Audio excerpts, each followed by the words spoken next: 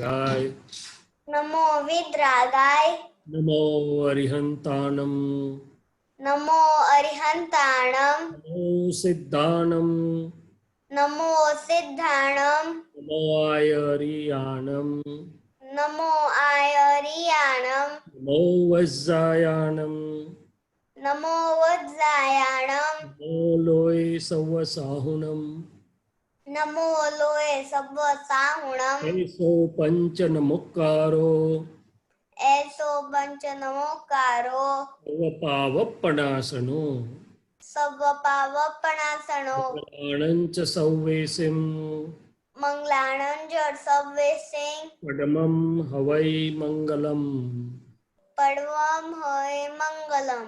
ओम नमो भगवते वासुदेवाय ओम नमो भगवते वासुदेवाय। ओम नमः शिवाय ओम नमः शिवाय। जय सच्चिदानंद जय सच्चिदानंद। हे दादा भगवान वितराग परमात्मा हे दादा भगवान वितराग परमात्मा, आप हमारे साथ यहाँ विराजमान रहिए। आप हमारे साथ यहाँ विराजमान रहिए। आपका अखंड सानिध्य, आपका अखंड सानिध्य, अखंड निधिध्यासन आपका अखंड निधिध्यासन में निरंतर बना रहे। निरंतर बना रहे। हे दादा भगवान हे दादा भगवान, हम सबको हम सबको शुद्ध उपयोग पूर्वक शुद्ध उपयोग पूर्वक आपके अंतर आशय अनुसार आपके अंतर आशय अनुसार सत्संग स्वाध्याय करवाइए। सत्संग स्वाध्याय करवाइए। जैसा शुद्धात्मा अनुभव हमेशा शुद्धात्मा अनुभव आपको निरंतर रहता है, आपको निरंतर रहता रहे। ऐसा ही शुद्धात्मा अनुभव ऐसा ही शुद्धात्मा अनुभव हमें भी निरंतर बना रहे। हमें भी निरंतर बना रहे। ऐसा निश्चय, ऐसा निश्चय, ऐसी जागृति, ऐसी जागृति, ऐसा पुरुषार्थ ऐसा पुरुषार्थ और ऐसी विज्ञान दृष्टि दीजिए।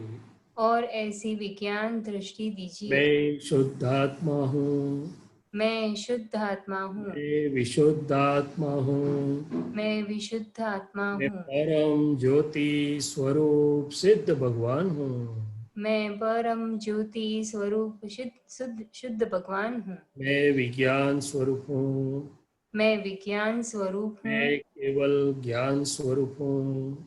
मैं केवल ज्ञान स्वरूप हूँ। जय सच्चिदानंद। जय सच्चिदानंद। जय सच्चिदानंद महात्मा। तो आज सत्संग हिंदी में करेंगे। तो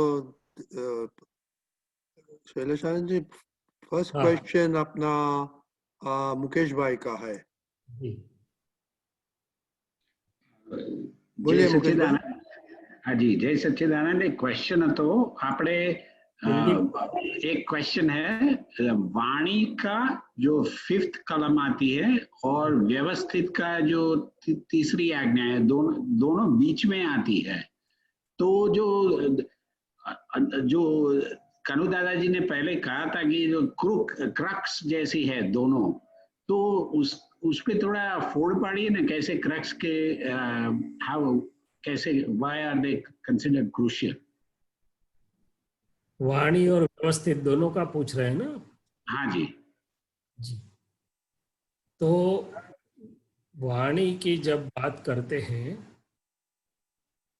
तो ये काल में दादाजी ने बताया कि यदि शब्द न होता तो संसार न होता। वो कौन सा शब्द? Word is the world. तो बोले हमारा गलत मान्यता वाला, गलत समझ वाले जो शब्द हमारे अंदर जो कोडवर्ड्स से निकल रहे हैं, वो बंधन करता है खुद को और औरों को। मगर मुक्त पुरुषों के जो शब्द हैं तो वही शब्द मुक्ति को भी दिलाते हैं। यहाँ पर ये भी कहा गया कि वाणी ये काल के लिए एक महाव्रत है, जिसकी वाणी संभाल ली गई तो उसके सभी महाव्रत उसमें संभल जाएंगे। दादा भगवान का ये सूत्र है कि जेनी वाणी सचवाई गई है ना बधाज महाव्रत सचवाई गया।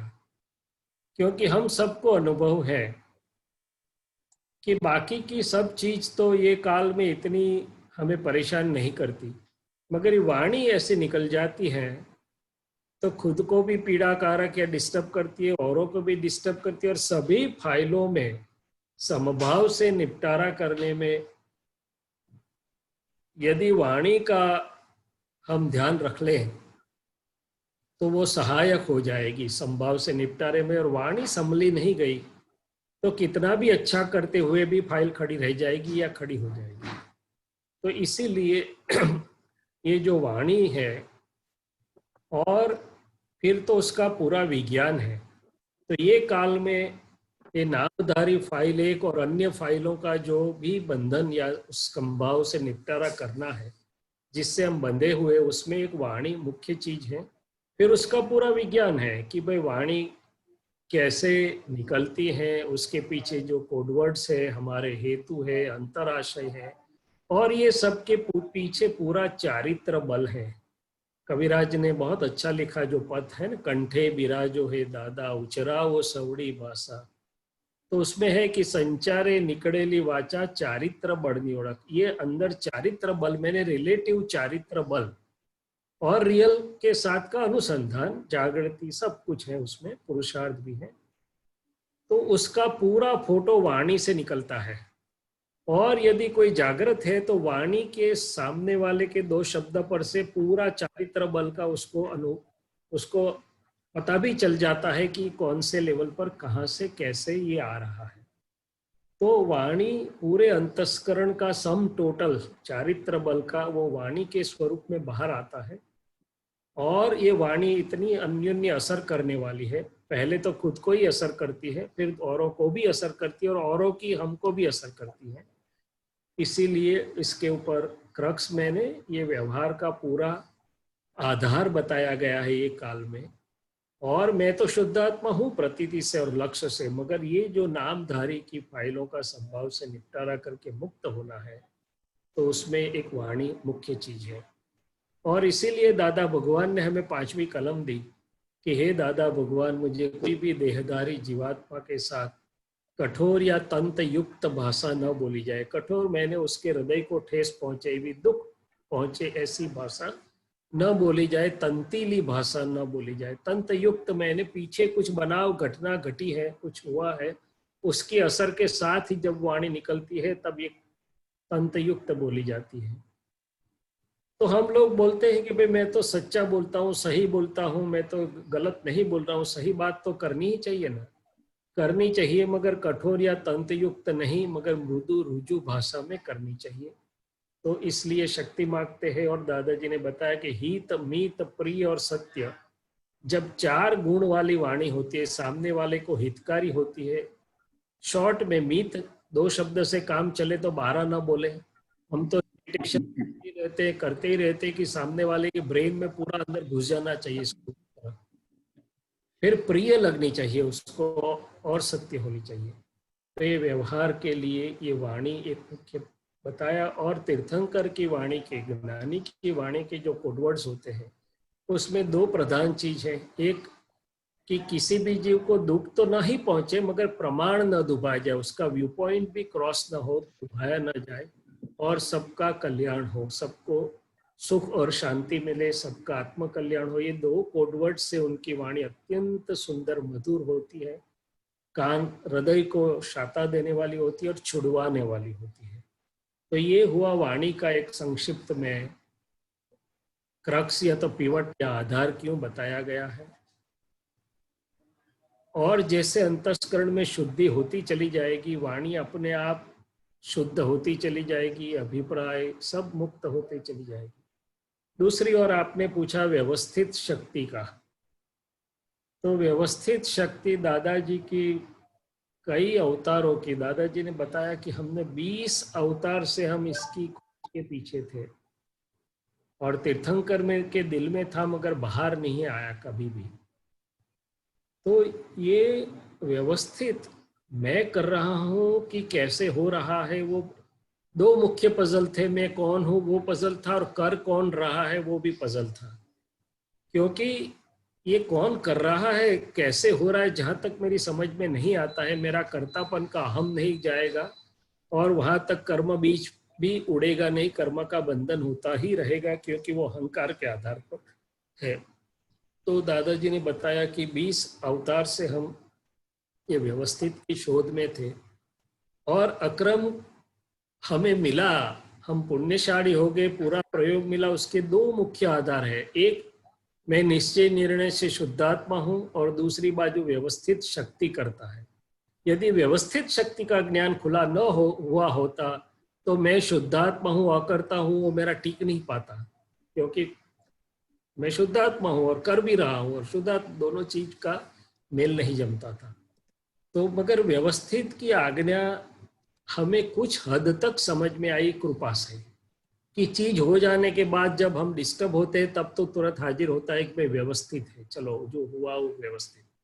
मगर अभी उसके कई पहलू समझने बाकी हैं। जब उसको हम दादा को प्रार्थना करके समझते जाएंगे तब पूरा 6 तत्वों का विज्ञान उसमें से खुला होगा, कि हैपनिंग्स वाला भाग, संयोग वियोग वाला, जो क्रिया प्रक्रिया वाला पूरा संसार व्यवहार रिलेटिव दिख रहा है, जिसमें मेरे मन वाणी काया भी है, और अंदर और बाहर के सब संयोग और सभी पूरा सृष्टि जो है, तो आत्मा की शुद्धात्मा तत्व की तो हाजिरी है। बाकी के जो 5 तत्व हैं, शुद्धात्मा से तो पुद्गल तो चार्ज हुआ, और बाकी के 5 तत्व और ये पूरे व्यवस्थित शक्ति के संचालन में कुदरती नियम के अनुसार जो आए हैं, तो जैसे हम हमारी समझ में वो आता जाएगा, तो वो आता जाएगा कि कैसे इट हैपन से हो रहा है अंदर और बाहर। और ये हो रहा है तो फिर तो मुझे तो देखना जानना है, मैं शुद्धात्मा हूँ, मैं स्वभाव से करने वाला नहीं। तो दादाजी ने बताया कि व्यवस्थित शक्ति पूर्ण रूप से अनुभव में आए, वहीं पर केवल ज्ञान है। एक बार जो व्यवस्थित शक्ति का पूर्ण अनुभव, समझ, पचन और अनुभव, और साथ साथ में केवल ज्ञान, दोनों साथ में है। तो हम महात्माओं की यात्रा शुरू हुई है व्यवस्थित शक्ति की समझने की, मगर अभी तो थोड़ा ही भाग। दादाजी ने बोला था कि आप तो स्थूल व्यवस्थित को समझे हैं, अभी तो सूक्ष्म व्यवस्थित, सूक्ष्मतर, सूक्ष्मतम काफी कुछ है। और उसमें ये चीज बहुत महत्व का है कि कैसे 5 तत्व और शुद्धात्मा की चेतन की हाजिरी में एक पूरा व्यवस्थित के अधीन हो रहा है। तो फिर हो रहा है तो फिर बाकी का तो बहुत तत्वदृष्टि खुली करने तक में ले जाए, ऐसा है। तो अभी आगे उसमें कुछ पूछना है तो पूछ सकते हैं। और कुछ इस तौर पे तो ये सभी जो करते हुए दिखाई देते हैं, हमारे पूर्व अध्यास के कारण कहीं न कहीं हमें ऐसा लगता है कि इन्होंने किया, इन्होंने सेवा की, इन्होंने बरोबर नहीं किया, या बरोबर किया, इन्होंने बहुत रेगुलरिटी से काम करते हैं। यहाँ जो कर्ता दिखाई देता है, दूसरी व्यक्ति या दूसरा जीव, वहां पर हमारा व्यवस्थित थोड़ा कच्चा पड़ जाता है, क्योंकि साथ साथ व्यवहार से उसने किया वो बात बरोबर है, मगर ज्ञान से साथ ही में हमें अंदर लाइट जलनी चाहिए कि व्यवस्थित ने उसके पास ये करवाया है। जय सच्चिदानंद।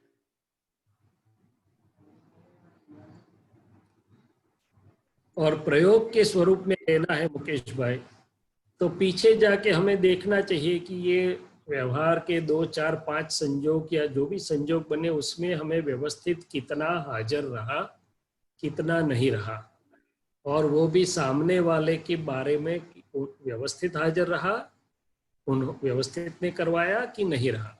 या तो कुछ घटनाएं घट रही हैं, अभी कोरोना आया, अभी ये आया, अभी वॉर के बादल मंडराते हुए दिखाई दे रहे हैं, तो हमें कहीं ना कहीं लगेगा कि उन्होंने ऐसा किया, उन्होंने ऐसा किया, उन्होंने ध्यान नहीं रखा, उन्होंने जानबूझ के फैलाया।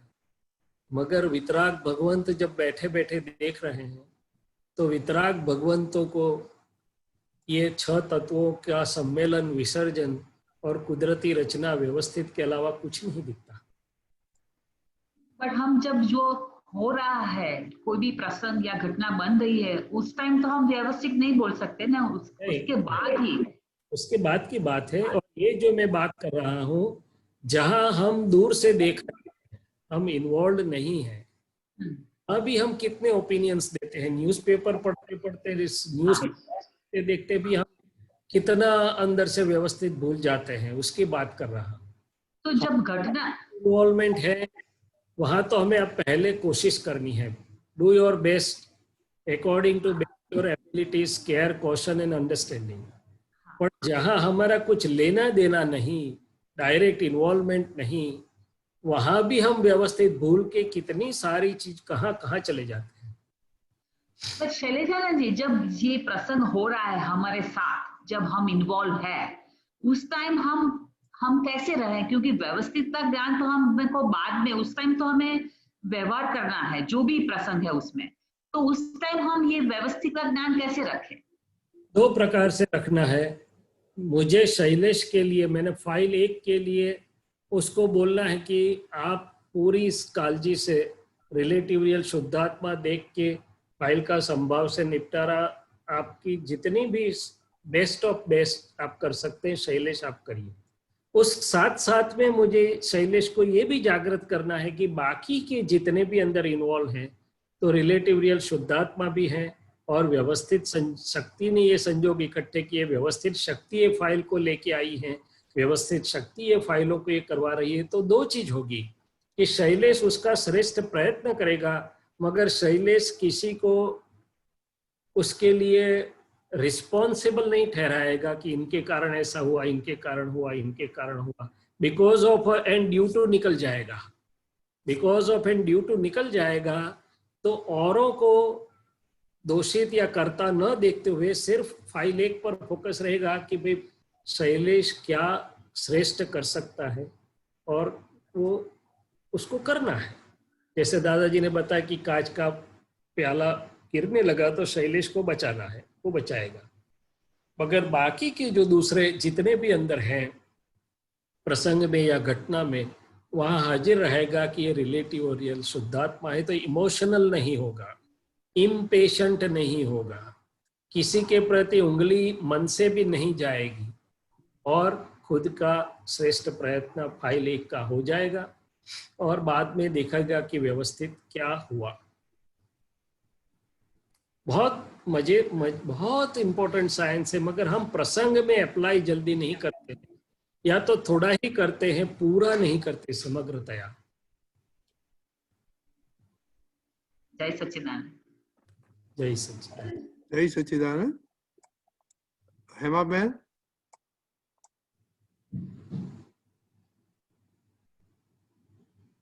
शैलेशानंद, जय सच्चिदानंद। जय श्री बोलिए। दीपकानंद, प्रगट अनुभव ज्ञान सूत्र श्रेणी नंबर 3 અને એમાં વાક્ય છે 263, 267 અને 277. પહેલા પહેલું વાક્ય સંભળાતું નથી તમે? 267 કીધું ને? ના, 263 and 277. ના, 267 અને 277. ઓકે. અચ્છા, હવે એ તમારા સ્ક્રીન પર આવે છે વાક્ય? આવશે. Give me little time. Okay. वो जहां तक दीपकानंद जी स्क्रीन पर लाते हैं तो बोलो आगे की अनुसंधान करते हुए नीताबेन जी, कि हमारे जीवन में, हमारे आसपास में, घर में और आसपास में और काम जहां भी भिन्न भिन्न प्रकृति और फाइलें हमारे आसपास हैं, तो कई जगह हमारे मन और बुद्धि को लगता है कि ऐसा नहीं, ऐसा हुआ होता है तो ऐसी फाइल मिली होती, मिले होते, पेशेंट मिले होते, इम्पेशेंट है और जल्दी जल्दी कर, तो वहां हमारा व्यवस्थित का ज्ञान हिल जाता है कि नहीं हिल जाता है?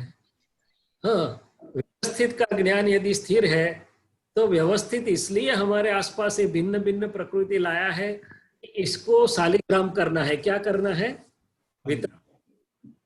दृष्टि से देखे तो हमें शालिग्राम बनाने के लिए ये सब संजोग और प्रकृति हमारे आसपास व्यवस्थित शक्ति मैं कहती थी काले है, बनाता पण वो મને अभी तक हमारी समझ में नहीं आता है क्या। મમ્મી તમે નીકળો ત્યારે આવજો કે છે અહીંયા तो व्यवस्थित तो अनेक प्रकार से हम समझ सकते हैं। क्या समझ सकते हैं?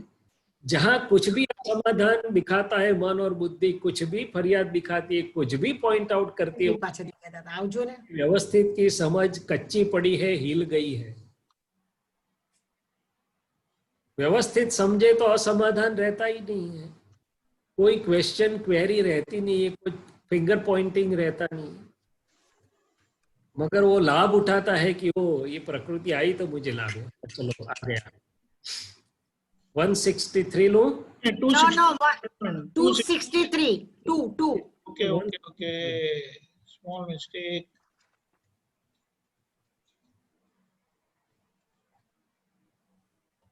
हाँ હા આમ દે हाँ આ વાક્ય મને લાગે છે ખોટું વાક્ય છે પણ મારામાં સહાય લીધી એટલે ભટક્યા હતા 1 मिनट, प्रगट अनुरोध ज्ञान सूत्र कौन सा? ત્રણ ये 3 ही है। તો બીજું આવૃત્ત હશે તમારે ये व्यवस्थित है।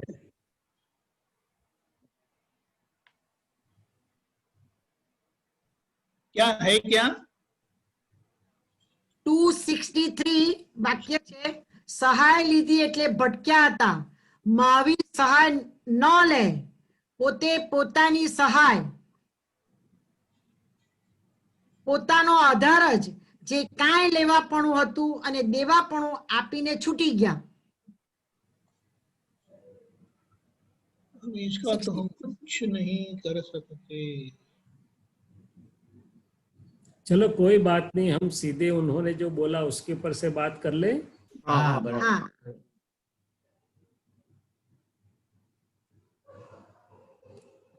यहाँ सहाय जो बात है और महावीर सहाय नहीं ली उन्होंने, ये जो बात कर रहे हैं હા वो अहंकार के परिप्रेक्ष्य में नहीं है।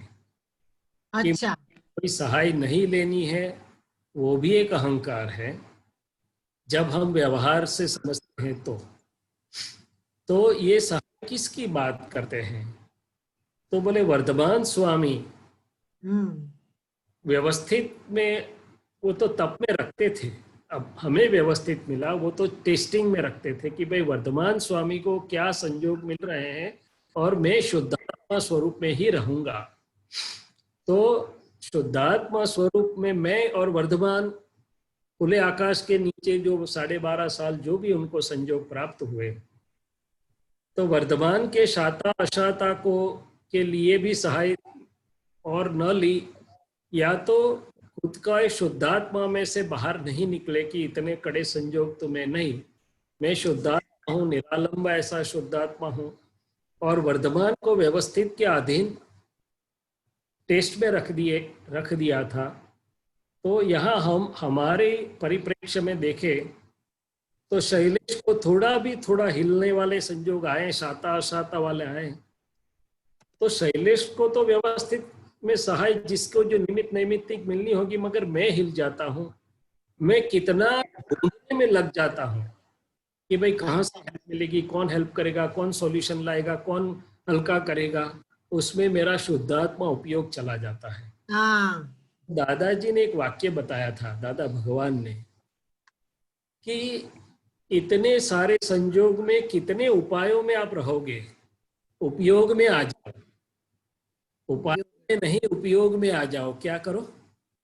बराबर છે शैलेश को उपाय करने हैं, वो तो कुदरती पन में व्यवस्थित में करते रहेगा, मगर मैं शुद्धात्मा हूँ, मेरा उपयोग जो उपाय ढूंढने में, सहायता ढूंढने में चला जाता है, वो नहीं जाना चाहिए। ये कहने का मतलब है। अच्छा अच्छा शैलेश अहंकारी नहीं होना चाहिए कि नहीं मुझे कुछ नहीं नहीं नहीं नहीं, वो तो अहंकार है, और अहंकार तोड़े बिना नहीं रहेगी कुदरत। दादा भगवान ने खुद ने बोला था कि हमें हॉस्पिटल अच्छी नहीं लगती थी, हम मानते थे कि हम हॉस्पिटल नहीं जाएंगे, तो कुदरत ने फ्रैक्चर करके हमारा अहंकार तोड़ दिया और हॉस्पिटल लेके गई कुदरत। इसलिए ये बात रिलेटिव परिप्रेक्ष्य की नहीं है, अहंकार के परिप्रेक्ष्य की नहीं है, शुद्धात्मा के उपयोग दशा की बात है। अच्छा कि रिलेटिव संजोगों में साहजिकपन से उसको जो मिलता है वो फाइल एक नामधारी प्रयत्न करती, व्यवस्थित निमित्त नैमित्तिक देखते जाओ, मगर शुद्धात्मा उपयोग कर चुको, शुद्धात्मा से बाहर उसके लिए मत जाओ। उपाय उपयोग की बात है। પછી જે કાંઈ લેવાપણું હતું તે દેવાપણું આપીને છૂટી જવું। ये किसने लिया दिया? नामधारी एक ने लिया था अज्ञान दशा में, अभी वो दे रहा है, मैंने व्यवस्थित के अधीन वो खाली हो रहा है। मैं तो शुद्धात्मा हूँ, लेने देने से मुक्त, ऐसा मैं शुद्धात्मा हूँ, न मुझे कुछ अभी लेना है न मुझे कुछ अभी देना है, मैं तो मेरे स्वभाव में रहूं। और लिया था अज्ञान दशा में तो अभी शैलेश से दिया जाएगा, मैंने फाइल का संभाव से निपटारा हो जाएगा। એટલે ઉપયોગ દશામાં રહેવું એ જ परमाणु की बात है वो, क्या બરાબર। सभी परमाणु। परमाणु में जो भी मैंने ग्रहण किया, मांगा था, लिया था कि मुझे ऐसा चाहिए, ये करना है, ये करना है, ये करना है, मुझे ये करना है, तो ये परमाणु मेरे अंदर है, वो व्यवस्थित में टाइमिंग आते दे दिए जाएंगे। तीर्थंकर भगवंतों ने भी लिया था कि सबको कल्याण में करूं, वो विकल्पी भाव था, स्वाभाविक भाव नहीं था। कल्याण भाव था, बहुत ऊंचा था, मगर परमाणु तो ग्रहण हुए ना कल्याण भाव से। अच्छा अच्छा वो परमाणु ग्रहण हुए, उसके परिणाम स्वरूप तीर्थंकर नाम कर्म और तीर्थंकरत्व आया, और वो कल्याण भाव से दे दिए गए। क्या अच्छा तो अच्छा अनेक प्रकार से परमाणु का ग्रहण होता रहता है। जहां तक मैं प्योर शुद्धात्मा एब्सोल्यूट नहीं रह सकता हूं, वहां तक हम लेते हैं। पहले संसार में भटकाने वाले ले रहे थे, अभी मुक्ति की ओर ले जाने वाले ले रहे हैं। 5 आज्ञा से भी हम ग्रहण कर रहे हैं परमाणु। अच्छा अच्छा कर रहे हैं कि पुण्यानुबंधी पुण्य वाले तीर्थंकर के पास ले जाने वाले ऐसे ऊंचे परमाणु के ग्रहण करें जो अंत में छुड़वा देंगे। कल्याण भावना भी हमारा ग्रहण है। क्या है? પછી 267 નું વાક્ય છે, કોણ કોની મદદ કરી શકે? સંન્યા ભાષા અમારે દાદા સાથે બધો જ વ્યવહાર સંન્યા ભાષામાં સંજ્ઞા ભાષામાં ચાલતો હતો, એટલે આમાં શું સમજવાનું? देखो, कौन किसकी मदद कर सकता है वो दोनों दृष्टि बिंदु से व्यवहार से भी देखें और निश्चय से भी देखें। हर एक दो पहलू तो है ना, relative relative point. Relative view point में कौन किसकी मदद कर सकता है, तो खास तो जिसके भाव थे मदद करने के और हैं, उसको कुदरत निमित्त रूप से जिनको मदद की जरूरत है वहां इकट्ठा करवा देती है। अच्छा अच्छा समझ आ गए। तो आ गए। हाँ, जिनके दिल में भावना है कि मैं किसी के काम में आऊं, पद में है ना, किसी काम में आए वो आगे कहलाए, तो बराबर समझ गए। किसी के काम में आ सकता है, किसी की मदद में आ सकता है। क्या 277 वही तो व्यवहार का पहला लेसन है। महावीर ने भी वही बोला, योग उपयोग परोपकार है। बराबर है। वही बोला, सुख की दुकान खोलो। तो व्यवहार परस्परानुग्रहो जीवानाम की बात है। क्या है? हम दूसरे के ऊपर अनुग्रह की भावना से आगे बढ़ते हैं, उसमें मेरा फायदा है, बाद में दूसरे का है। अच्छा, व्यवहार नई से व्यवस्थित में निमित्त नैमित्तिक जो आता है वो बात अलग है, मगर मेरे पाठ की जो बात है तो शैलेश का भाव हाजिर रहना चाहिए। दादाजी ने बहुत अच्छा सिद्धांत बताया है कि आप भाव हाजिर रखो, ये रिलेटिव की बात है, बाकी का सब कुछ कुदरत में हो जाएगा। तो कौन इसकी मदद कर सकता है? जिसका सच्चे दिल से मदद करने का भाव है वो दूसरे के काम में आ सकता है। सिंपल। बराबर। और दूसरा तो व्यवस्थित में जो अन्योन्य है, दर्दी है तो डॉक्टर उसको काम में आएगा कि नहीं आएगा, बराबर भी उसको काम में आएगा कि नहीं आएगा, अन्योन्य है। बराबर। और निश्चय से जो बात है कौन किसकी मदद कर सकता है, वो तो बात बहुत अलग है कि भाई जो जितने स्टेट पर पहुंचा है उतना दूसरे को काम में लगेगा। बराबर। पुरुष और तीर्थंकर तो टोच के पर है तो सबको काम में लगते, मगर नीचे भी पंच परमेष्टि जो बोला गया है, समकित से शुरुआत होती है और पूर्णाहुति तक के जो सब जीव हैं दूसरे को समकित के रास्ते पर, राइट बिलीफ के रास्ते पर ले जाने के काम में आ सकते हैं। और बाकी के संत पुरुष है तो अशुभ में से शुभ में और ऊर्ध्वगति में ले जाने के लिए काम में आते हैं। तो ये पूरा संसार एक दूसरे के काम में आए ऐसा है व्यवहार से और निश्चय से। और जिस का अनुभव है पंच परमेष्ठी प्रतीति से लेके पूर्णाहुति तक, वो राइट बिलीफ के पाथ पर लोगों को काम में लगते हैं। उसमें ज्ञानी पुरुष के पास तो डायरेक्ट स्टैंप है, तीर्थंकर के पास तो दर्शन से ही हो जाता है। तो जो खुद के काम में आया, जिसका काम हो गया है, तो में आएगा। પછી 277 નું વાક્ય, મહાત્મા વ્યવહારને દિવ્ય વ્યવહાર કયો છે? આપણને દિવ્ય વ્યવહારમાં નથી મૂક્યા, એમાં આપણને ઝાખપ કેમ લાગે? ઝાખપ એટલે શું? जाखब का मतलब है कि हम सब समझते हैं कि महात्मा के हिसाब से हमारा ये नामधारी एक का और सबका व्यवहार कैसा होना चाहिए। तो एक दूसरे को याद करते ही, एक दूसरे को मिलते ही, एक दूसरे के संपर्क में आते ही आनंद हो जाए, भार हल्का हो जाए, एक दूसरे के काम में लगे। महात्माओं को तो हमेशा ऐसा होता है कि मैं दूसरे महात्माओं को क्या काम में आऊं, मेरे मन वाणी काय से दूसरे को हेल्प कर सकूं, और नहीं जरूरत है तो एक दूसरे को सच्चिदानंद से मिलते ही दोनों शुद्ध उपयोग में आ जाएंगे। क्या आ जाएंगे? जहां दूसरी व्यवहार की जरूरत नहीं है तो शुद्धात्मा एक दूसरे के शुद्ध उपयोग को जो सहायक है, समभावियों का मिलना ज्ञानियों का एकांत है। समभाव क्या? तो कि मैं शुद्धात्मा हूँ, शुद्धात्मा के रास्ते पर शुद्ध उपयोग से जा रहा हूँ, आप भी शुद्धात्मा है, हम सब मिलके शुद्धात्मा और रिलेटिव रियल 5 आज्ञा और सबका हमारा पुरुषार्थ एक ही धारा से बहता जाए, एक दूसरे के गुणाकार से, हाजिरी से एक दूसरे को हेल्प मिलती जाए। બરાબર છે। ये हमारे महात्माओं का व्यवहार है। और दादा भगवान की हाजिरी में आपने तो काफी अनुभव किया होगा कि एक महात्मा दूसरे महात्मा से मिला है, कोई फोन से कोई सच्चिदानंद के, कितना आनंद आनंद आनंद जब इतना होता था। और क्या जेब में पैसे नहीं होते थे तो भी दूसरे महात्माओं के लिए करने के लिए दिल तो छलक रहा था कि क्या कर सकूं मैं, क्या कर लूं। अभी नहीं है ऐसा नहीं बोलना चाहता हूं, मगर ये झाखब की जो आपने बात की, तो झाखब क्या है? तो जब ये मेरा मूल शुद्धात्मा और 5 आज्ञा थोड़ा संबंध जागृति होती है तो ये प्रकृति का चलन थोड़ा बढ़ जाता है। उपयोग नहीं है वहां प्रकृति का चलन बढ़ेगा, पुद्गलबाजी होगी। और आजकल पुद्गलबाजी में क्या होता है, तो प्रज्ञा तो बोलती है कि भाई मुकुल भाई और हेमा बेन दादा की महात्मा जय सच्चिदानंद कुछ देखो, मगर फिर बुद्धि बीच में थोड़ा आएगी पुद्गलबाजी कि उस समय उन्होंने मेरी बात नहीं सुनी थी, मुझे हेल्प नहीं की थी, ऐसा किया था वैसा किया था, ये तो ये बोलते हैं ना, ऐसा करते हैं ना। तो ये जो पुद्गल बीच में आता है, पुद्गलबाजी, प्रकृति जो बीच में आती है या उसका चलन चलता है, वहां थोड़ी झाखप आती है। क्या आती है? समझ गई। तो एक ही फॉर्मूला सीधी है हमारी समझ से, तो कि शुद्ध उपयोग है तो प्रकृति उपशम है, प्रकृति का जोर नहीं है। दादाजी ने क्या बताया, ज्ञान देके हमने आपकी प्रकृति उपशम कर दी है, वो पुरुषार्थ से उपशम रखिए, मैंने प्रकृति का चलन न चलने दीजिए। तो शुद्ध प्रेम का, चैतन्य का माहौल रहेगा। और जैसे ही प्रकृति ऊपर नीचे होने लगी तो फिर शुद्ध प्रेम में झांकप आएगी, चैतन्य के माहौल में झांकप आएगी।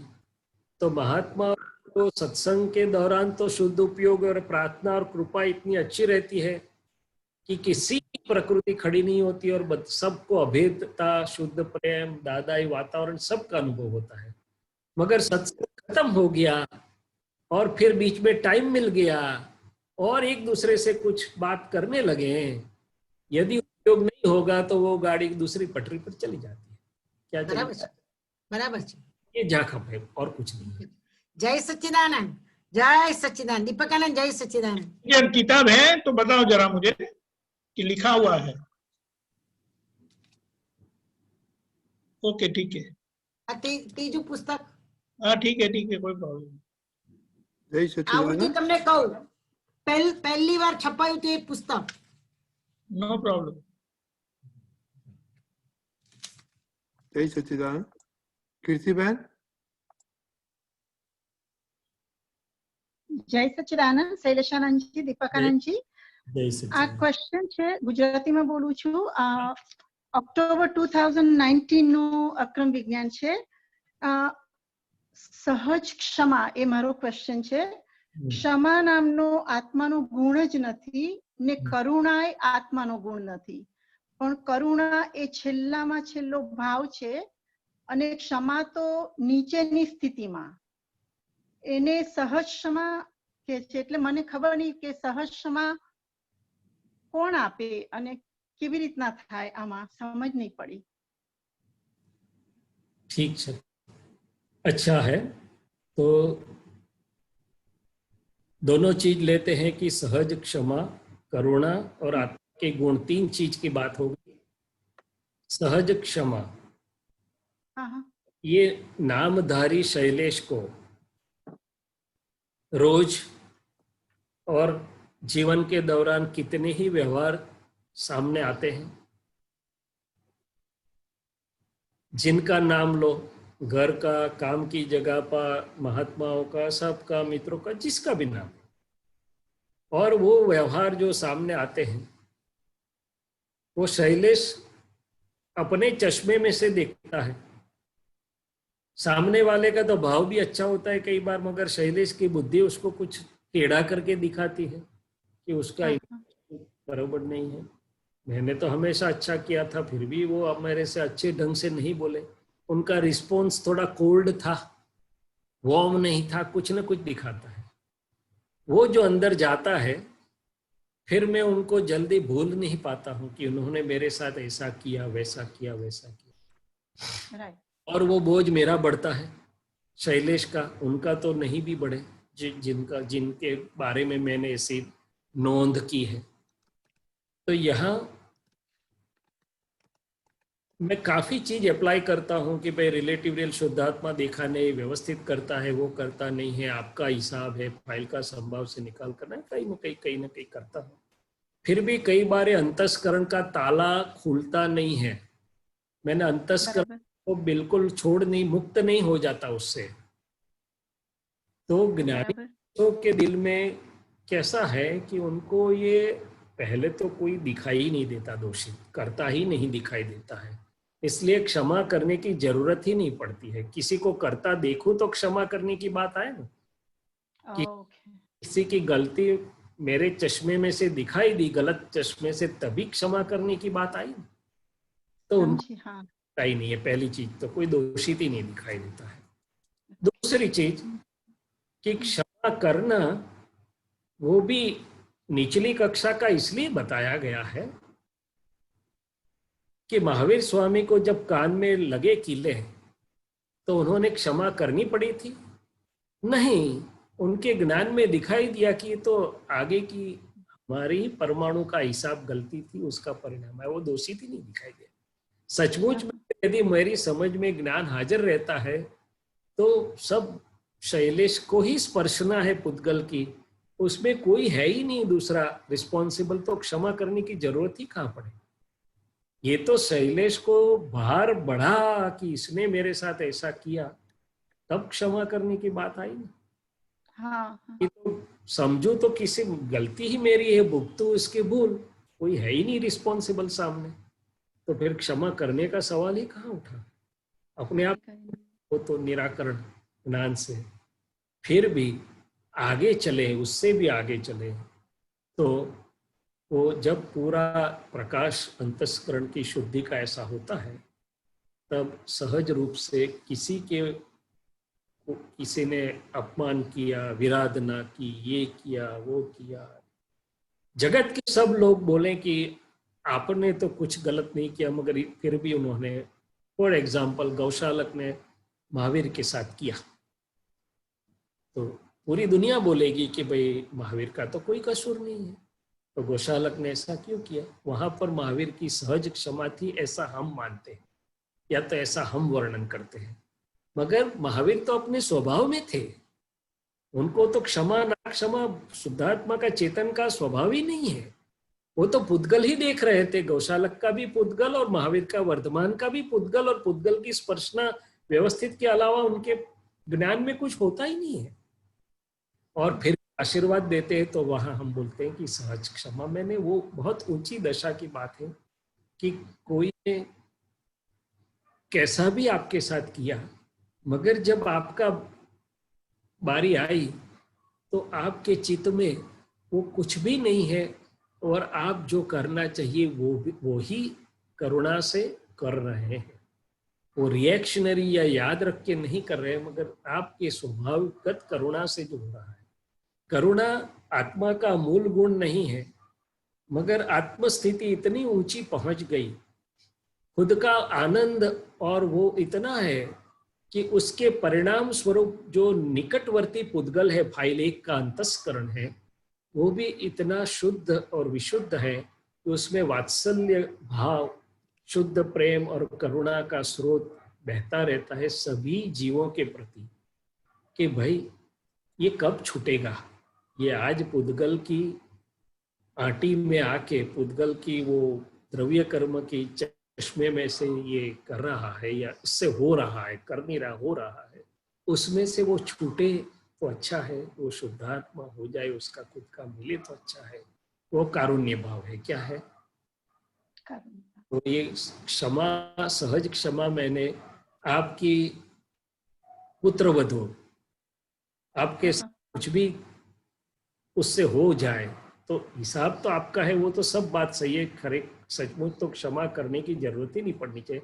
फिर भी हो गया तो आपके दिल में जब एफर्टलेसली वो आप उसमें से उसको निर्दोष देख के वो नौंध में से मुक्त हो सकते हैं, और उतना ही वात्सल्य भाव आपका बहता रहेगा, तो वो सहज है। और करुणा में सब जीवों का रिलेटिव और रियल दोनों प्रकार से कल्याण हो।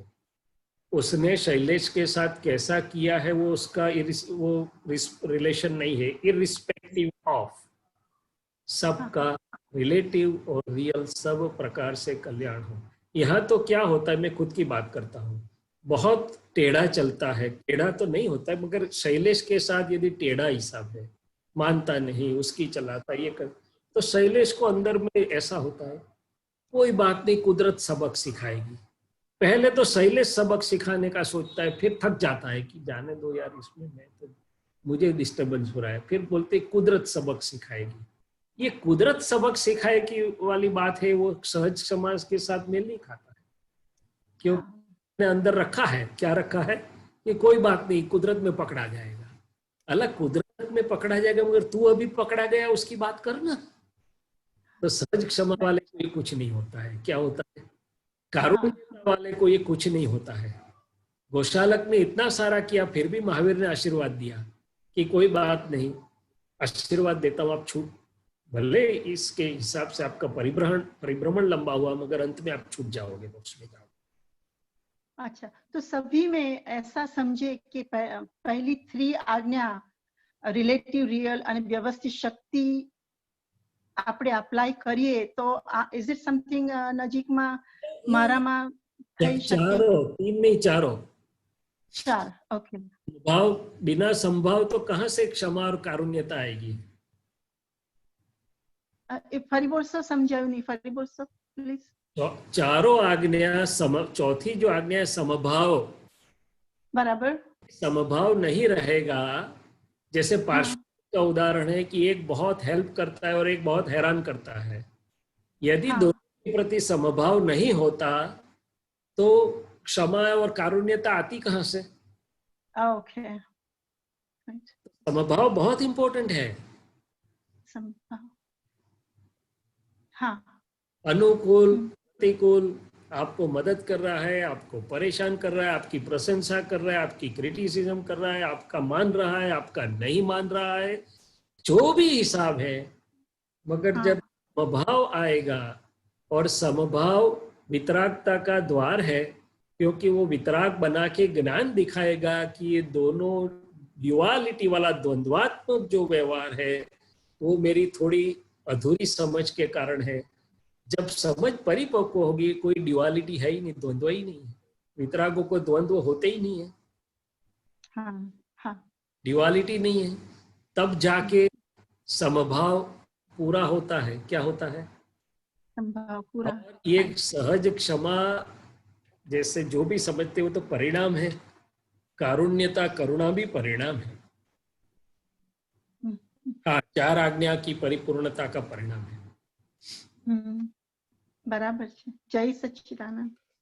बहुत सरस समझे। प्रयोग में रखना है कि मैं कहाँ किसको ये नामधारी क्षमा नहीं कर पा रहा है, मैंने ज्ञान कहाँ कच्चा पड़ रहा है, अभी उसकी लॉ बुक में कौन कौन ऑफेंडर है, क्या है, हाँ किसके साथ कुदरत के कोर्ट में उसने पेंडिंग एप्लीकेशन भेजी कि इनको जरा सबक सिखाना, इनको जरा सीधा करना, इनको जरा ठिकाने पे लाना। नहीं हस्बैंड है ना, वाइफ के लिए एप्लीकेशन भेजता है और वाइफ हस्बैंड के लिए भेजते हैं कि इनको जरा यार सीधा करना, मेरे से तो नहीं हो रहे हैं। कुदरत को भेजते हैं कि आप जरा उनको ठिकाने पर ला दो, सीधा करना। जय सच्चिदानंद। जैसे मगर वो पुद्गल का गुण है, शुद्धात्मा का नहीं।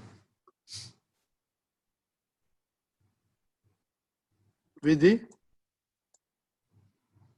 जय सच्चिदानंद शैलेश आनंद जी।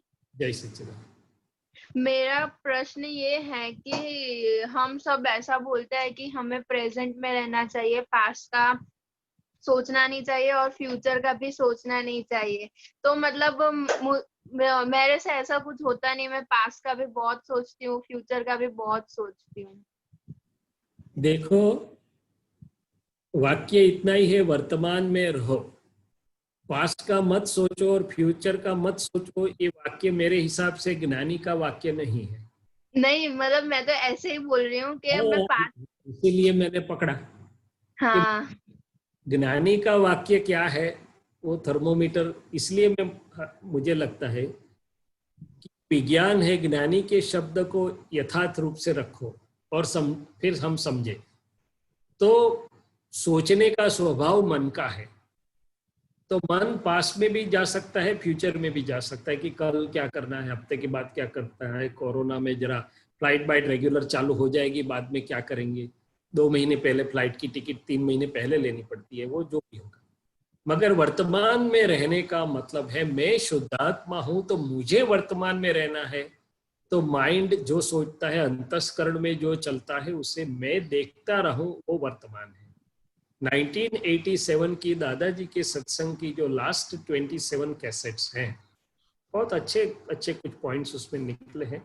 उसमें नजदीक एक महात्मा ने पूछा, जैसे आप पूछ रहे हैं कि दादाजी मैं वर्तमान में नहीं रह सकती, मैं पास्ट में चली जाती हूँ। मैंने नामधारी नाम दे के पूछा था कि नामधारी वर्तमान में नहीं रह सकता है, पास्ट या, तो दादाजी ने बोला नामधारी को नहीं रहना है, आपको वर्तमान में रहना है। मैंने ये नामधारी का मन पास्ट या फ्यूचर में जाए तो उसको देखना, वो वर्तमान है।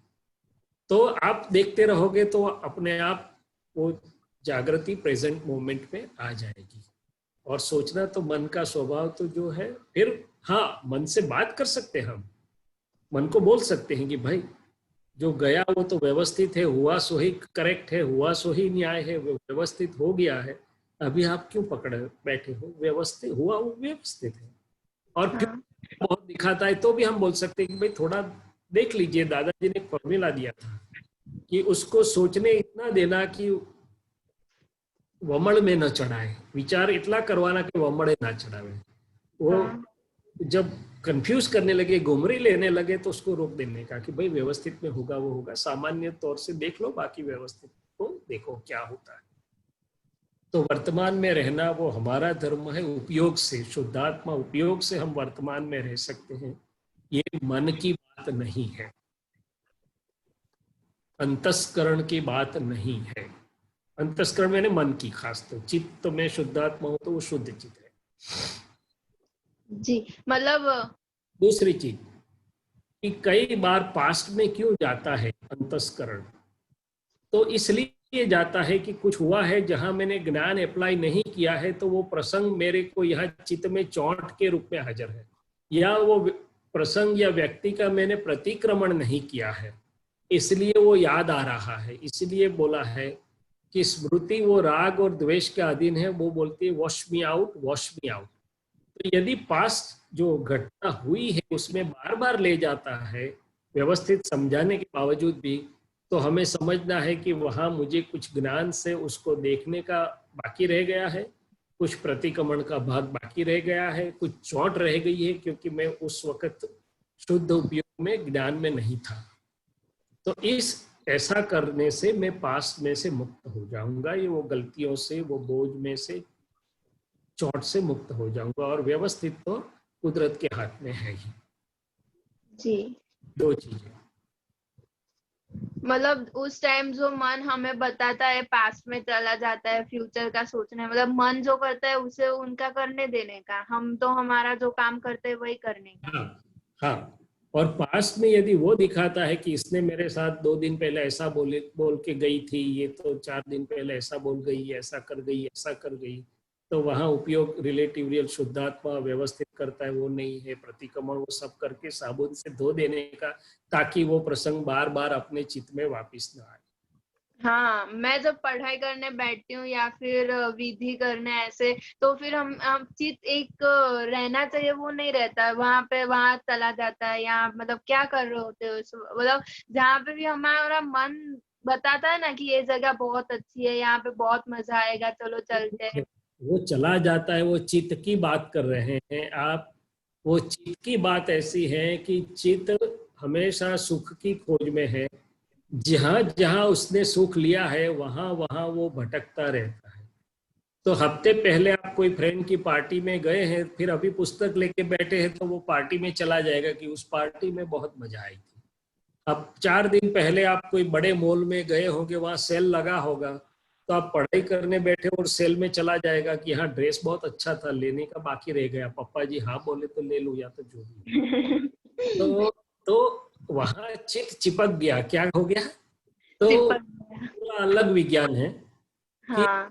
शुद्धि के लिए अभी तो पढ़ाई की बात आप कर रहे हैं, तो मैं इतना बोलूंगा कि पढ़ाई करते समय 1 या 2 बार त्रिमंत्र बोलो। ये शुद्धात्मा के गुण यदि आपको मिले तो वो बोलो, और दादाजी से प्रार्थना करो कि हे दादा भगवान, आप मेरे साथ यहाँ हाजिर रहिए, और जैसा आपका एक चित्त है, आपका चित्त कहीं पर जाता नहीं, ऐसा ही एक चित्त से ये नामधारी जो भी आपका नाम है उसको पढ़ाई करने की शक्ति दीजिए। मैं शुद्धात्मा। तो थोड़ा बहुत आपका चित्त वहाँ रहेगा, मगर बाकी तो उसका पूरा साइंस है कि जहाँ जहाँ चित्त भटक रहा है, उससे ऊंचा सुख अंदर में जब आएगा, तब वो भटकना छोड़ के अंदर आता रहेगा, सत्संग में, शुद्धात्मा में आएगा। और दूसरा, चित्त को गलत जगहों पे फ्री भी मिलता है तो भी दुरुपयोग या वेस्टेज मत करो। आपकी फ्रेंड बोलेगी चल टिकट मैं निकालती हूँ, जाते हैं 3 घंटे का शो देख के आते हैं। आप हाथ जोड़ के बोलो कि भाई टिकट तेरी है, पैसे तेरे हैं, मगर टाइम और चित्त मेरा है, मैं उसे बिगाड़ना नहीं चाहती हूँ, क्योंकि वो धोना बहुत मुश्किल हो जाएगा। क्या हो जाएगा? मुश्किल हो जाएगा। के ऊपर इम्प्रेशन रहती है। आप जो बात की मन की बात नहीं, अभी आप चित्त की बात कर रहे हैं। हाँ, वो अलग चीज है, फिर डिटेल में कभी कर लेंगे पर्सनल। हाँ। ओके, जय सच्चिदानंद। जय सच्चिदानंद। अभी दीपिका शैलेशा, टाइम हो गया है, जरूर तो अभी जरूर एक्सपीरियंस लेगा दीपिका जी। जरूर। तो एक क्वेश्चन है, कल लेगा।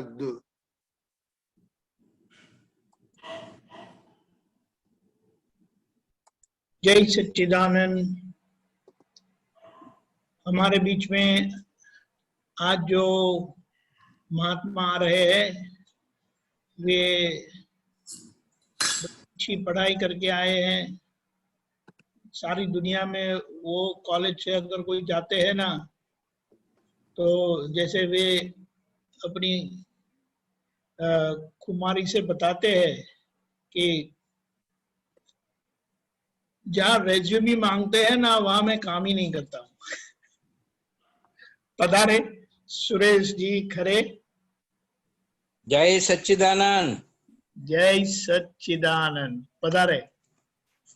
दादा शुरुआत करूं सर? हाँ यस सर प्लीज। दादा भगवान व सभी आप्तपुत्रों व महात्माओं को सम्मानित करते हुए सबको सादर नमन करता हूँ।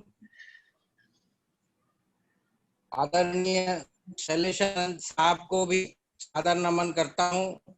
भाषा पर काफी नियंत्रण है, वह स्वच्छंद रूप से सत्संग हिंदी में करते हैं, उनके लिए काफी मैं दिल से सादर नमन करता हूँ। और इस कोरोना काल में श्री दीपिकानंद जी ने जो तपस्या करके केलनपुर में सत्संग का समय वो किया और एकत्र करके सभी लोगों को तो सत्संग पहुंचाने की कोशिश करी, उसके लिए भी मैं दीपिकानंद को बहुत अपना धन्यवाद और मैंने सादर नमन करता हूँ। भाषा एक बहुत बड़ा माध्यम है जो लोगों के दिल तक पहुंच सकता है। आज भारत में करीब 1 अरब हिंदी भाषी और राष्ट्रभाषा रूप से जानते हैं। खैर ये तो बहुत बड़ी बात है कि हिंदी में हम लोग नहीं समझ पाए इस दादा के ज्ञान को।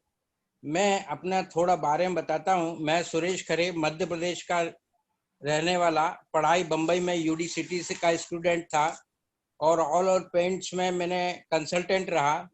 दत्ता सामंत की यूनियन की वजह से बम्बई में परेशानी हुई और कंपनी में स्ट्राइक होती रही, जिससे वो बम्बई छोड़ करके बड़ौदा आ गया नौकरी करने के लिए। गवर्नमेंट में यहाँ लैब में केमिस्ट रहा एटॉमिक एनर्जी में, और साइड में अभी भी कंसल्टेंसी करता हूँ। मेरा लड़कपन, माता पिता का संस्कार सदैव रामायण और महाभागवत में मुझे ज्ञान मिला, और तुलसीदास के कई दोहे जो रामायण में थे वो मैंने बहुत पढ़े और कंठस्थ भी हैं अभी भी, क्योंकि हमारे घर में जब तक रामायण हम लोग नहीं पढ़ते थे तो माँ बाप हमको डांटते थे और पढ़ करके ही खाना शाम का मिलता था। तो उसमें एक दोहा आता है कि कलयुग केवल नाम अधारा, सुमरि सुमरि नर उतर ही पारा। एक राम का नाम ऐसा है कलयुग में, यदि आप सुमरि लो तो आप तर जाओगे।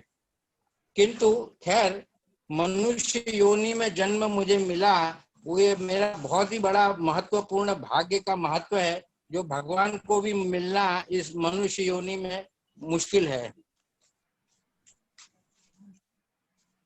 तुलसीदास जी ने एक और दोहा कहा है कि बड़े भाग्य मानुष तन पाया, सुर दुर्लभ सद ग्रंथ ही गावा। इस जीवन में संभलना है और यहीं से मुक्ति है और यहीं से ही मोक्ष है। तो इस महात्माओं में अपने अनुभव में क्या कहूँ, ये कहना बहुत बड़ा कठिन है। चिरायु के पापा थे ठाकुर साहब। एक दिन वो कनु दादा को मेरे घर लेकर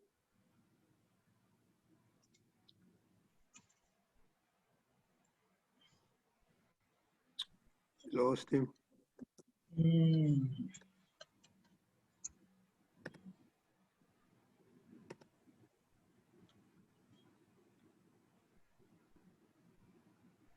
Bombed out.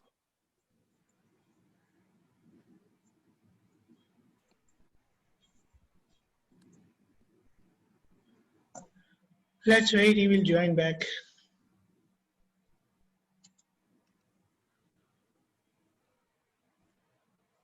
अच्छा, तो ठाकुर भाई ने कनु दादा से मिलवाया और उनकी फैक्ट्री में एज ए कंसल्टेंट करके मैंने ज्वाइन किया। तब उनकी हैंगर की कोटिंग करने की कंपनी थी, तो उसमें मैं काम करता था और उनसे पैसे भी लेता था। उसी बीच मेरी फैक्ट्री में मुझे थोड़ी परेशानी हो गई थी, किसी ने मुझे अच्छा सा धोखा दे दिया था, जिसके कारण मैं परेशान था। तो उनसे पैसे लेकर के थोड़ा काम मैंने जरूरत पूरी करी, जिससे पहले मैं ज्ञान मैंने नीरू माँ से लिया, और एक शिकागो में महेंद्र भाई पटेल थे जो अभी भी हैं, उन्होंने की बातें सुनता रहता था। हुआ सो न्याय, टकराव टालिए जैसे शब्द कान में दिमाग में सेट होने लगे। दादाजी की 5 आज्ञा मेरे तन मन में ऐसी बैठ गई, और त्रिमंत्र विघ्न निवारक मंत्र, एक सरल सहज बोलने वाला मंत्र, कम समय में बोला जा सकता है, बोलता हूँ। 9 कलम की पहली कलम कि अहम ना दुभाऊं, और जो बात स्यादवाद वाणी व वर्तन यदि चरित्र में लाने की कोशिश करता हूँ। मेरा अनुभव है कि दादा के त्रिमंत्र के साथ कोई भी कार्य शुरू करता हूँ, दादा आप बस कोई भी कमी नहीं रहती मुझ में, चाहे मैं गाड़ी चलाता हूँ अथवा कोई भी फैक्ट्री या प्राइवेट फैक्ट्री या लिमिटेड फैक्ट्री में एज ए कंसल्टेंट करके जाता हूँ, तो दादा के त्रिमंत्र के साथ दादा का फोटो को याद कर व्यवस्थित पर छोड़ देता हूँ। दादा मेरे हर कार्य को समता भावे, सरल, सहज और सम्मानित तरीके हल कर देते हैं। किसी बात की इच्छा नहीं है। सदैव मान सम्मान से दूर रहता हूँ। जीवन में आपको सब मिलेगा यदि आप किसी भी जीव को दुखी ना करो। सदैव अपनी भावना बनी रहती है। सब मेरे द्वारा उत्पन्न,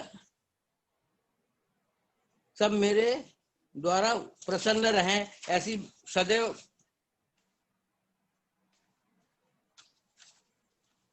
लोगों से इच्छा करता रहता हूँ। और अपने अनुभव में क्या लिखूं, मैं हैवी वाटर में लैब में था, मेरा बॉस कहता था कि खरे मैं तेरे अंडर हूँ, हम लोग फैक्ट्री पॉलीमर की डालते हैं, तू मेरा कंसल्टेंट बन जा। श्री कन्हू दादा जी की भी फैक्ट्री में एज ए कंसल्टेंट था। कन्हू दादा बड़े रिस्पेक्ट से बुलाते थे। जयेश उनका लड़का था, हमेशा खाना खा करके जाना खरे साहब, ऐसा करके हमेशा कहता रहता था। मान सम्मान गवर्नमेंट में मुझे काफी मिला। जो वस्तु इंडिया में नहीं बनती थी वह मैंने मेरे हैवी वाटर लैब में बनाई और डेवलप करी। और केमिस्ट भी कई थे। जो वस्तु कैंसर, ट्यूमर और को डिटेक्ट करने के लिए आती है, वह वस्तु इंडिया में MS यूनिवर्सिटी के प्रोफेसरों की मदद से और उनके इंस्ट्रूमेंट की सहायता से बनाई। मेरा बॉस सदैव मेरे कहने पे चलता था और मानता था। सबसे बड़ा अनुभव, बीच में रमा की तबीयत बहुत खराब हो गई थी, जो बड़ौदा के डॉक्टरों से नहीं सुधरी। मेरा एक दोस्त डॉक्टर सिन्हा है, उसने कहा कि खरे तू अभी मेरे पास में आया है, तू मेरे को अपने घर की मुर्गी समझता है और मैं इतना बड़ा MD हूँ, मैं रमा को ठीक कर दूंगा। मगर मैं उसके पास गया नहीं, मगर उसने बलजबरी बुला करके और दवाई रमा को दे करके 15 दिन के अंदर ठीक कर दिया। इसमें दादा की भी त्रिमंत्र में सहायता करता रहता था, दादा के सभी बातें याद रखता था। और त्रिमंत्र सबसे बड़ी एक मुझे ताकत मिलती थी कोई भी काम करने में, जिससे मेरे सब विघ्न टल जाते थे। कुछ ही समय पहले मैंने सैनिटाइजर भी बनाया, वह सभी दवाखाने में सभी को फ्री में दिया। देने में सोचा कि कोई भी काम अपने को ऐसे नहीं करने के हैं, लोगों को दया हो, काम में आऊं। कभी सोचता हूं कि यह मनुष्य तन मिला है, इसको पूर्ण रूप से ज्ञान लोगों को मिले, वह दादा की बताई हुई बातें लोगों तक पहुंचे। मेरी मातृभूमि राष्ट्रभाषा से लोगों को परिवर्तन आए, रोज रोज की दिनचर्या में परिवर्तन व जिंदगी सरल अक्लेश रहे, प्यार प्रेम बढ़े। भारत वर्ष एक संस्कारी राष्ट्र है, जहां माता पिता का आदर, गुरुओं का आदर व इस पावन भूमि में मोक्ष के द्वार खुले हैं, जो दादा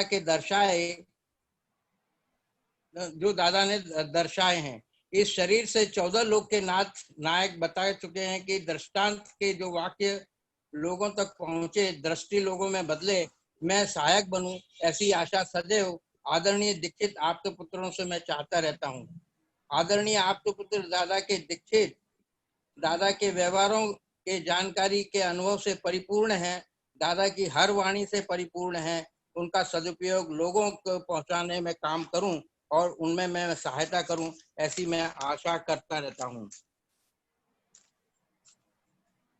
आज केलनपुर तीर्थ दादा आलय एक ऐसा क्षेत्र है कि आप जो चाहो, जो मांगो, हाजिर हो जाता है। ये सबसे बड़ा अनुभव मेरा है। मैं कोई भी कंपनी में एज ए कंसल्टेंट करके जाता हूँ, दादा का नाम त्रिमंत्र बोल करके जाता हूँ, वहाँ पॉजिटिव एनर्जी मुझे मिलती है। और कंपनी का डायरेक्टर हो चाहे सेठ हो, कोई भी यस सर कहते हैं। पॉलीमर में कंसल्टेंट रहा, बड़ौदा प्रोडक्ट काउंसिल में एज ए प्रोफेसर रहा, देश के मैं खूब घूमा, मध्य प्रदेश के सभी पावर प्लांटों में काम किया, खूब धन अर्जित किया और गंवाया भी। अब जीवन में कोई कमी नहीं रही। जो ज्ञान, जो दृष्टि मुझे मिली है, लोगों तक पहुंचे, ऐसी मेरी भावना है। मोह माया लालच लोभ कोई नहीं है। जो है तो ठीक है, नहीं है तो भी ठीक है। डिस्चार्ज कर में आवरणों का हिसाब है, ऐसा बोलता ही नहीं हूँ, क्योंकि नहीं मैं दादा के कार्यों को काम करूं, वह सिर्फ दादा का झंडा हर भारत भूमि में लहराऊं, ये मेरे जीवन का बहुत बड़ी तमन्ना है। भौतिक सुख बहुत देखे और भी देखे, किंतु परेशान वे सब भौतिक सुख करते हैं। कम इच्छा सबसे बड़ा वह प्राप्त सुख, मस्त व्यस्त और स्वस्थ रहना चाहता हूं। एक कविता थी साहब, बोलूं तो कहो? ना, बोलिए बोलिए। न पाने की खुशी है कुछ, न खोने का ही गम है। ये दौलत ये शोहरत कुछ जख्मों का मरहम है। अजब कुछ कश्मकश है, रोज जीने रोज मरने में। मुकम्मल जिंदगी तो है मगर पूरी ही पूरी गम है। और जब से ये ज्ञान मुझे प्राप्त हुआ है, कोई दीवाना कहता है, कोई पागल समझता है, मगर दादा की आज्ञाओं का दुनिया दीवाना मुझे समझती है। आज हम हमारा मेरा क्या लालच मफत, सबसे समय कैसे जाए उसमें कैसे पड़े रहें, ये जो सब गलत बातें हैं, जो आश्चर्यचकित ज्ञान मिला है, हर महात्मा ठान ले कि यह सोना है। मोक्ष की बात लोगों तक पहुंचे इस भारतवर्ष में। मैं यह कार्य करते करते मेरे मरण हो, मैं ऐसा समझता हूँ, वही सबसे बड़ा मेरा मोक्ष है। समय कम है, दादा के दीक्षित आप्तपुत्र आखिरी दादा की निशानी है, उसे समझना है, उनका लाभ व अनुभव समझना है, समझाना है लोगों में। यही कहते हुए मैं जय सच्चिदानंद करता हूँ। जय सच्चिदानंद। जय हिंद नहीं कहा? जय हिंद कहते ना, जय हिंद। जय सच्चिदानंद, जय हिंद तो कहना। इतना भारत को आपको ऊपर लाना है तो बोलना ही चाहिए। बहुत बहुत अच्छा, बहुत बहुत धन्यवाद सुरेश जी। एक बात आपकी रह गई। जय सच्चिदानंद, जय सच्चिदानंद। वो आपको बाद में बोलना है, आपका बकाया अनुभव लेना है। सुरेश जी, ये मुआ की क्या बात करते थे आप? क्या? वो कुछ मुआ की बात करते थे ना दादा की, वो जरा बताओ ना। मुआ, ये मुआ है ना, ये मुआ के कारण परेशान है। जितना ज्यादा ज्ञान होता है ना, उतना आदमी परेशान होता है। मैं तो ये कहता हूँ ना सर, कभी कभी कि ये 5 आज्ञा की 4 आगे की आज्ञा है ना, रियल और रिलेटिव और व्यवस्थित और संभावे, और ये त्रिमंत्र, और पहला 9 कलम की पहली कलम, यदि आदमी सिर्फ इतने ही जान ले, समझ ले अच्छी तरह से, रियल और रिलेटिव में रहे ना, तो कोई जरूरत नहीं, इस संसार के अंदर कोई चीज उसको नड़ती नहीं है और अड़ती नहीं है साहब। लेकिन ये मुआ की क्या बात करते थे आप? ये मुआ ही है ना, जाता है फैक्ट्री के अंदर, फैक्ट्री में एज ए कंसल्टेंट करके जाता है। घड़ी घड़ी कोई बुलाता है कि खैर साहब आ जाओ, तो चला जाता है। अभी पॉलीमर में एज ए पॉली के ये कंपनी के अंदर एज ए कंसल्टेंट करके जाता रहता हूँ। अच्छा। पॉली कैब में। सही बात है। तो आपकी यात्रा तो बड़ी रोमांचक रही है। आपके घर के संस्कार तो बड़े बढ़िया थे। कंपलसरी रामायण। नहीं, ये दादा की कृपा है कि बहुत सबको शांत रखती है बनाए। नहीं, वो तो है। रिलेटिव को देखने में मजा आता है। ये जो संस्कार प्राप्त हुए और फिर आगे बिजनेस के कारण, काम के कारण सत्संग में आना हुआ, फिर ज्ञान की प्राप्ति हो गई, महेंद्र भाई मिले, फिर आपका जो ये जो तारण निकला ना, ये मुझे बड़ा पसंद आया कि 5 आज्ञा और त्रिमंत्र, 9 कलम की पहली जो आपने बताई कि त्रिमंत्र करने से किसी को भी सब कार्य हल हो जाते हैं। सब कार्य हल हो जाते हैं। विघ्न है ना, मैं देखता हूँ दादा आलय एक ऐसा जगह है, और ये समाधि साहब करेक्ट किलनपुर तीर्थ की ये जो समाधि है ना, आप सर रख लो, आपके सब काम पूरे हो जाएंगे। दादा को इतना धीरे से बोल दो कि दादा ये काम करना है, आपके काम हो जाएंगे। सही बात है। तो ये जो दादा भगवान ने आज्ञा दी है, जो उन्होंने कहा कि वो मेरा हृदय है और व्यवहार का समाधान करने के लिए संसार विघ्न निवारक त्रिमंत्र जो दिया, 9 कलमें जो दी है कि प्रकृति को शांत करने के लिए और विघ्न टले, तो ये उसका आपने बड़ा अच्छा उपयोग किया है, बहुत अच्छा है। और हिंदी भाषा के लिए आपका लगाव है, तो आपकी भावना है तो वो जरूर से पूरी होगी। और आपकी इच्छा है कि लोगों का कल्याण हो तो जरूर से होगा। ये मुआ को काम में लगा देना है, हमारे तरफ से शुभकामनाएं। ये कोरोना आ गया है, वरना मुझे 10-12 लोग मध्य प्रदेश में बुला ही रहे थे कंपनी में एज ए कंसल्टेंट करके, और मैंने सबसे पहले उन लोगों से कह दिया था कि दादा की बात सुनने की है। तो बोले खरे क्या अपने फादर को लेके आएगा क्या तू? मैं बोला वो दादा नहीं भैया, दादा भगवान की बातें सुनने की, देन आई विल कम। तो पहले कंपलसरी ये सेशन होता है। पहले तो बहुत आपके पुत्र को मैं लेके जाता था साहब, ये जलंधर वलंदर है ना, ये बहुत मैं गया हूँ, कई आप तो पुत्र मेरे साथ घूमते थे। महेश भाई हुए, कमलेशानंद जी शाह, ये कमलेश शाह बहुत घूमे मेरे साथ में, सभी पावर प्लांट में घूमे वो। सही है, सही है। तो आपकी ये भावना अवश्य पूरी होगी। बिल्कुल बिल्कुल। और हमारी आप लोगों का भी मुझे सहयोग चाहिए कि ये दादा का ज्ञान पूरे भारतवर्ष में जन कल्याण के हेतु काम आए सब। और अपने रजनी भाई ये बोल रहे थे कि शाम का कुछ हिंदी का ज्यादा हो तो देखें, लेकिन वो आएंगे तो हम करेंगे। वो आते नहीं है, वो तो ठीक है। कभी कभी दर्शन देते हैं, तो अभी आप आएंगे तो हम करेंगे। करे साहब क्वेश्चन करेंगे तो हम बिल्कुल हिंदी बोलेंगे। नहीं, ये हिंदी जरूरी है साहब, क्योंकि 1 अरब हमारे राष्ट्र में है ना हिंदी भाषी लोग हैं, और ये ज्ञान इतना बहुत सुंदर ज्ञान है साहब, बहुत सुंदर ज्ञान है। एक बात बतानी है जो आपने बताया। जैसे मैं बोलता हूँ करे साहब कि आप ऐसे करिए कि आपका सब ये हिंदी भाषी फ्रेंड है नॉन महात्मा को खड़ा करो, तो हम उसके साथ ऑनलाइन में कुछ करेंगे। चलो आप वो करना, हम ये करेंगे।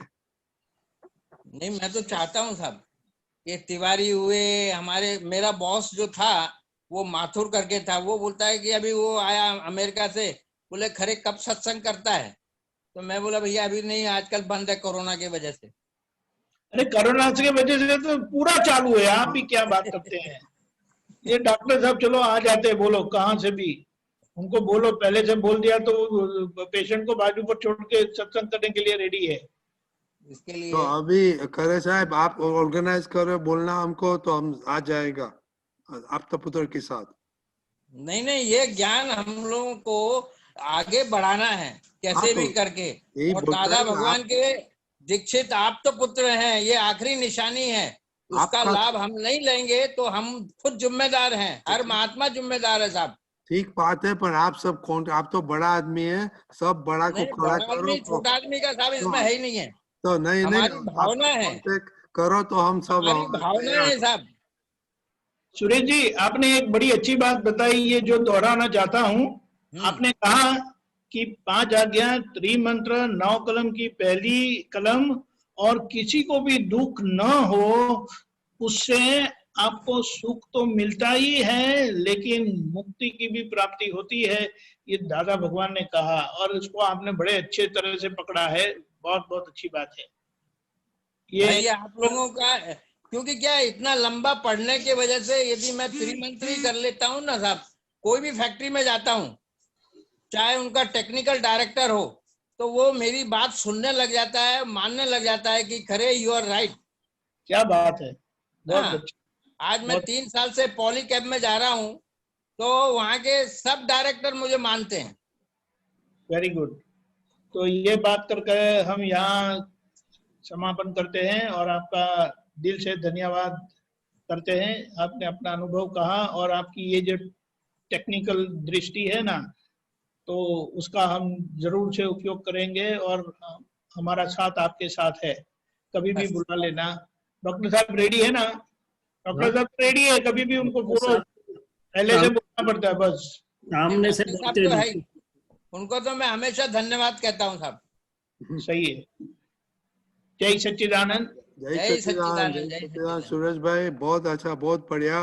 अभी ये सब टेक्निकल डायरेक्टर को सब एक दिन इकट्ठा करेंगे। ओके, उसके साथ हाँ चलो। धन्यवाद साहब। शैलेश आनंद जी के एक एक्सपीरियंस सुनेगा, बाद में श्रीमंत बुलाएगा। Shailesh Anand ji. Okay okay okay. Shailesh Anand ji. हाँ जी। हाँ, एक आपका इनर परिवर्तन का एक्सपीरियंस बताइए। और ये अभी तो ये प्रदूषण था और था, उसमें आपने जो कुछ एक्सपेरिमेंट किया, एक्सपीरियंस किया, वो जरा सुनाइए, बाद में श्रीमंत बोलेंगे।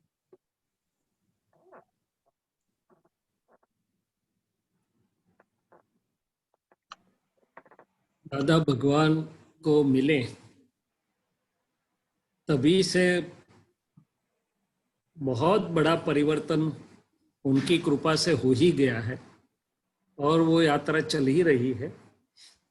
दादाजी ने क्या जादू कर दिया, जो भी हो गया, तो निमित्त से बहुत बड़ा परिवर्तन तो पहले दिन से ही हो चुका था।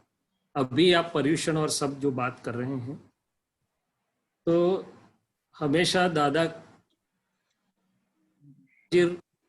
रहते हैं कि भाई दादा जो जीवन जिए हमारे सबके साथ, तो दादाजी का हमेशा जीवन एक क्षण भी उन्होंने व्यर्थ गवाया नहीं।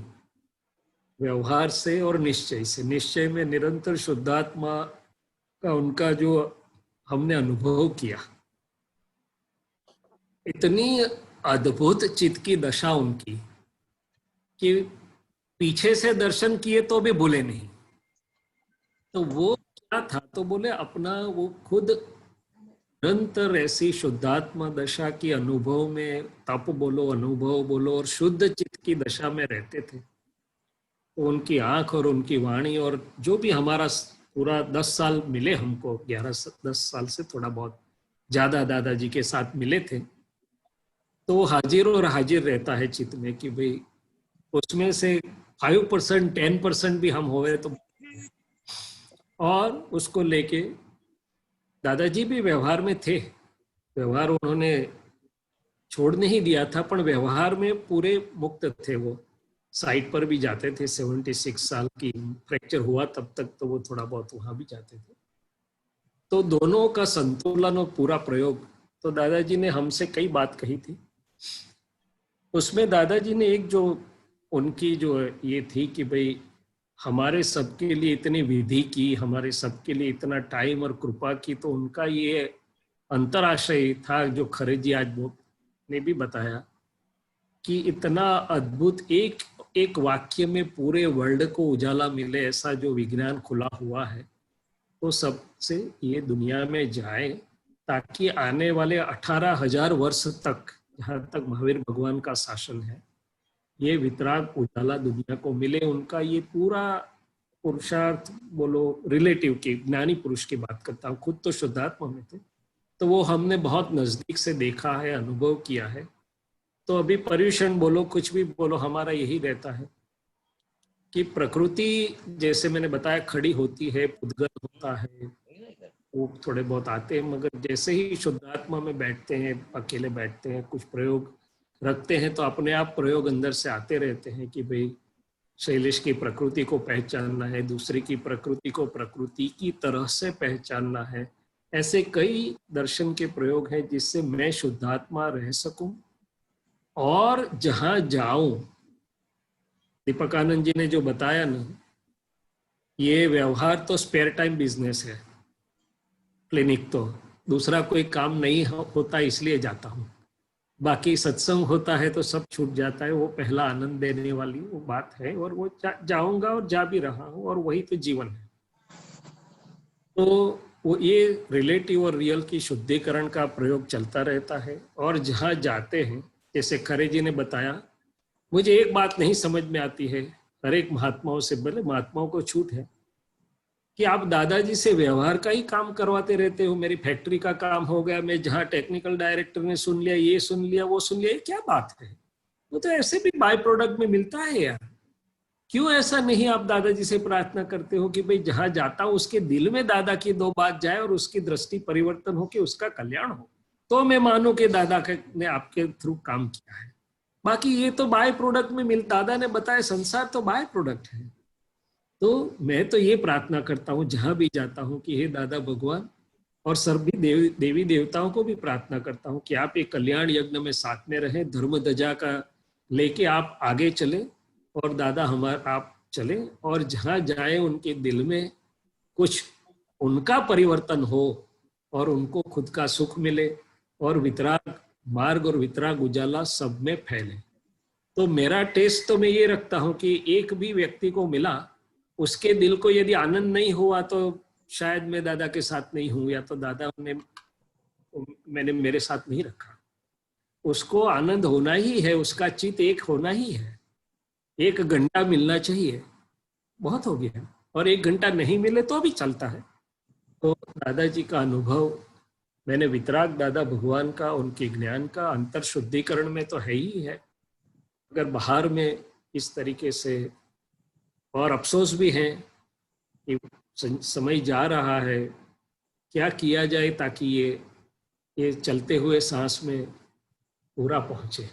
जय सच्चिदानंद। जय सच्चिदानंद। आप त्रिमंत्र बोलाया और रमा बहन और सुरेश भाई तो आपको फॉलो करेगा।